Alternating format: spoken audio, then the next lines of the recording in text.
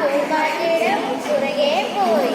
പൂമ്പാറ്റ പാറിപ്പറന്ന് മുറ്റത്ത് നിന്ന റോസാപ്പൂവിന്റെ മുകളിലിരുന്നു തേൻ നുകരാൻ തുടങ്ങി. അവൻ ആ പൂമ്പാറ്റയെ കൗതുകത്തോടെ നോക്കി നിന്നു. അന്നേരം അവന്റെ മനസ്സിലൊരു ആശയം തോന്നി. ഈ മുറ്റം നിറയെ ചെടികൾ വെച്ച് പിടിപ്പിച്ചാൽ ധാരാളം പൂമ്പാറ്റകൾ വരും. അങ്ങനെ അവന്റെ മുറ്റം നിറയെ പലതരം ചെടികൾ വെച്ച് പിടിപ്പിച്ചു.